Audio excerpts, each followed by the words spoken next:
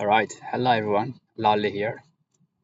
Right now I'm sitting in a park because I had my parents at home and everyone at home, so I didn't want to record this at home. And I just wanted to get this video out before it's the 30th today, so I wanted to get this video out today. So it's been quite a month, I'll be honest, it's been quite a month. Um, it's been a tough month, I would say, both psychologically, technically wise. A lot of things have happened. Right now, I think I'm in a better state of mind than I was a few weeks ago. So I won't probably be able to express the way I felt before, but I'm gonna try my best.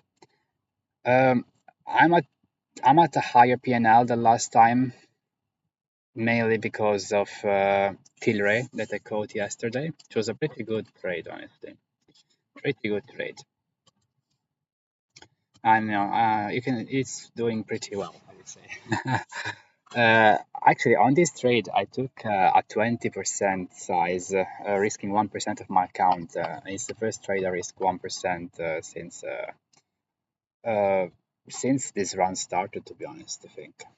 And that's because I plan to take a 1% risk on EPs um, or gap ups that had a nice theme or sector and, were just textbook.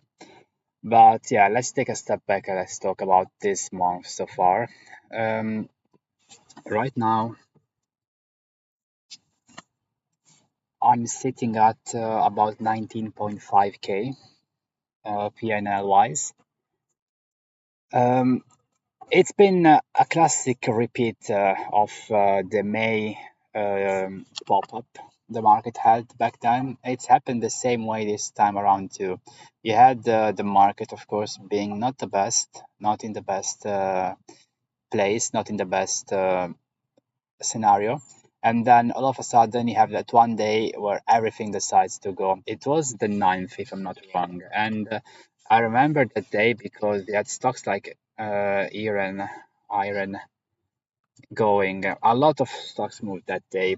And the thing about this market is that that day was the day to get invested, even though the market didn't really give you any strong prior signs that you should have gotten exposure up, or you should have became more aggressive. And I missed this ninth run completely, man. I missed this run completely. And at the end of the day and the day after I realized that shit, this was the day I should have gone heavy on. I realized I fucked up again, and I figured out that just like in May, since I missed that day, I would have probably find myself sitting out for the rest of the run. So yeah, it was tough mentally. I fell back into some bad habits. Um, I wouldn't say I fell into bad habits. It's more like I tried to find ways to fix the mistake I did, but the mistake was already done, and the best solution would have been to just sit out and take the loss. But instead, I tried to find a way to fix the mistake, mainly by realizing that the only way I could have played the 9th of September as a day would have been to pretty much just impulse buy on that day a bunch of stocks that started going. I saw the stocks going. I just decided not to take the breakouts, not to take the most because um, I planned not to take them the day before. And so this pre-planning the day ended up causing me to, of course, miss this run once again. As you can see, I still have some positions, and I'm going to explain how I was able to get these positions. Long story short, these are lucky trades. I'll be honest. I don't deserve to have Tesla. I don't deserve to have AREC. I do deserve to have EOS and Tilray. Um, what happened is that after the 9th, the 10th, I've pretty much figured out that I messed up once again. Even though I promised myself after the May run that I wouldn't make the same mistake. This market is weird. It's not the type of market where you wait for strength and then you start buying. You know, it's a type of market where you have to buy into weakness, hoping that the market rebounds and gets strong. You can't wait for the market to show you that you have to get exposure. You know, progressive exposure is shit in this market. It doesn't work. I've taken like 20 plus trades after the ninth, actually after the 12th, and every single one of those trades was a loss. I think right now my betting average in this last period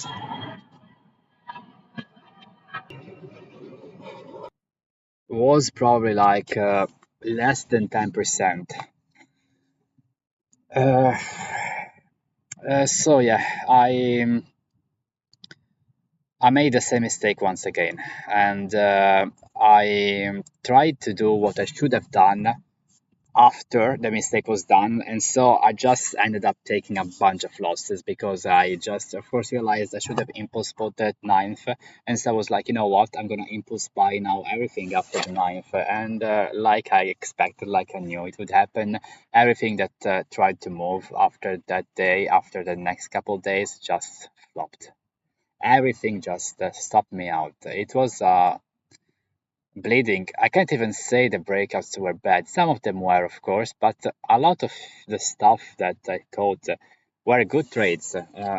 Haircut, for example, was a great one. I caught it on this day. You know, it went up like 20% or something like that. 20%, and then just pooped itself. And a lot of others went too, but they just didn't hold. They just couldn't hold. I came to a realization now, and I think that the way to play this run is the exact same way I should have played the May run. Since I already missed the beginning of the run where I should have gotten exposure, disregarding the concept of progressive exposure and just getting aggressive right away, the best scenario for me now to make some money is gonna be to either add on existing positions or on the strongest names out there, or to just focus on gap ups and EPs with strong themes, sectors, and of course news. Not really news, but mainly volume. Taylor was a great one yesterday, but let's go a little bit on my positions right now. I have four positions. I'm not even 100% invested. That's how bad this is. It's a great run. A bunch of things are going, but I generally can't capitalize on it, unfortunately, because of the mistakes that I've made. Tesla is the one. This was completely, I don't want to say FOMO, but this is just textbook Tesla. Tesla, you have to buy it once it flops. Once it flops, the next day is the day it goes, because Tesla has so many eyes on it that it never breaks out in a classic way. The way this thing breaks out is by shaking you out the previous day, like on this day, on the 18th of September 24. It shakes you out, everyone tries to buy it, it doesn't go, and then it goes. That's how this trades, just because there's so many eyes on it, and so people just sell on the breakout. And so the same thing goes here, tries to break out, flops, doesn't work, you buy it the next day. I saw it, I didn't plan for it, but I still took it, and I generally see that as a loss, because I shouldn't have taken it if I played things, by the book, how they're supposed to be played. I took it anyways, it's paying off, sure, but yeah, I don't know how to feel about it, to be honest. EOS, this one instead, I gotta admit, it was a planned trade. I liked it, and I took it. And it was good, I'll be honest. It was a very good trade. It's doing great. It's like the biggest P&L trade between these four. It's doing great. This is just beautiful. This could very easily go up 100%. I also I don't think even if it went up 100%, I don't think it's gonna put me out of the drawdown. I'm gonna be honest. It's up 50% so far, which is great. It's great, absolutely great. I love it. Arek, oh damn. Okay, this was like down below my stop. when I checked pre-market. Now it's out nice. Alright, so this one was another impulse trade pretty much. I didn't plan for this. I just took it when I saw it moving out of this range. I try trying to stop the recording when planes go by since I'm outside and I live near an airport. So I'm sorry if the audio isn't going to be great for this, but I generally only care about these videos just to show my PNL. I don't really want to teach anyone anything. I'm not even profitable to do so in the first place, and I don't want to share anything. I just want to share my PNL, but I just figured that having a video format to it is probably a bit better than to just post, a picture and just post a thumbnail of an empty video um, on YouTube. And then maybe, one day if I wanna watch back these videos, I might, crack a laugh at you at how dumb I sounded back then. But yeah, so going back at this, Arik was another, of course, impulse trade. Like I said, I bought it on that strong day. It's a tiny position. I think it's like it was 10% position. Then I added yesterday, actually, on the 29th. And it went great. I think it became like my biggest PNL trade before plummeting down and AOs are taking over. But it was great. It was actually great. I'm treating this new ad like a new position, of course. So the stop is at the lows.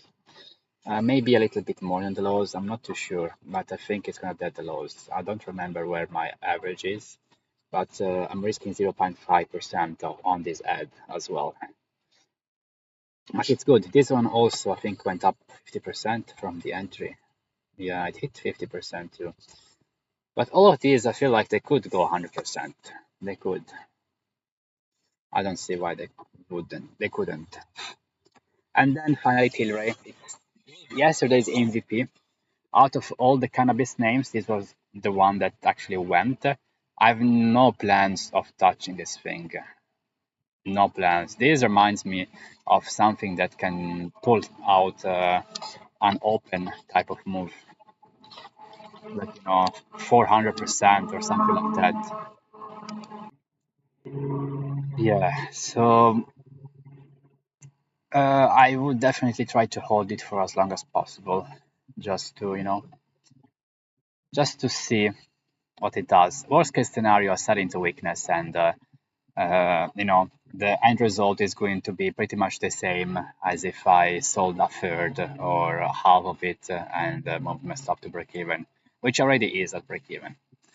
But yeah, this one is great, honestly. I think this could be the start of a nice move for this name, but who knows? Who knows what it's gonna do?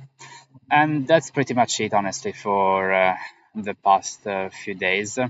I won't, I think, go much in depth right now in the middle of the month, mainly because I would have to pull my all the stuff, all my trades, etc., which would take some time. But and that's not really the goal of this journal, I think, for now. But yeah, you can. I think you can. If anyone ever reads this, I think in a few years, because I think no one will ever see this video for like years, if not a decade, probably. But if anyone sees this, I have a journal on the Kulamagi Discord server where I've been posting every single day, and with my PNL and my trades and my journal every single day since May 2024. Every single day. It's been over a year now. And I'm going to keep going at it until eventually I become a millionaire. And then once that happens, I'm going to decide what to do with that. But I have a feeling that journal is going to be going on for quite a bit of time. Quite a bit of time, because I don't see myself, making it that big anytime soon, unfortunately. I actually found like I found like a message I wrote on my personal Discord server. It's like a journal with just me, where I say that I would become a millionaire by 2025. And 2025 is like, uh, it's not, without the like, it's literally 3 months away. It's the 30th of September today. So it's literally 3 months away, and I haven't even pulled a single profitable year yet, man. This has been such a disappointing run, such a disappointing period of my life. I'll be honest. I'm very disappointed in myself, and I know I'm a failure, but it's okay, you know. I'm gonna stick to this anyways, even if it means having to be 60 years old one day and still being unprofitable. I just built my life around this, and there's like no other thing I would do or I can do other than just keep going and eventually making it as a trader. It's the only thing that gives meaning to my life right now, and it's the only thing I really want to do. So yeah, that's just how it is. I'm gonna make it eventually. It's just a matter of time. I have no doubts that I'm gonna become, you know, hopefully very rich from this. It's just a matter of when, and that's the battle I'm fighting every day, just to make it happen, as soon as possible. Because it would be quite a shame to be 30 or 40 one day and, barely hit a million. I think would be a wasted life, to be honest. But yeah, that's pretty much it, I think. Um, I'm gonna see you guys next month. Bye bye.